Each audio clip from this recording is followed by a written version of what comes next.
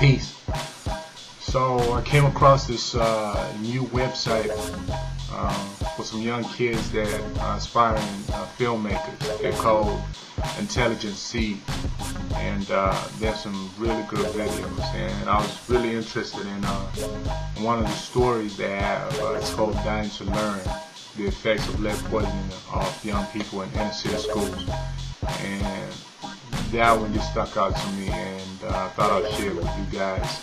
The video is on Vimeo.com, and the filmmaker's name is Intelligent Seeds.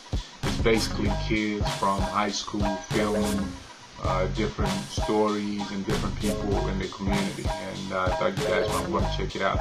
Check out my links on the side of the page, and y'all just check it out, man, and share it with your friends and everybody. Alright, peace.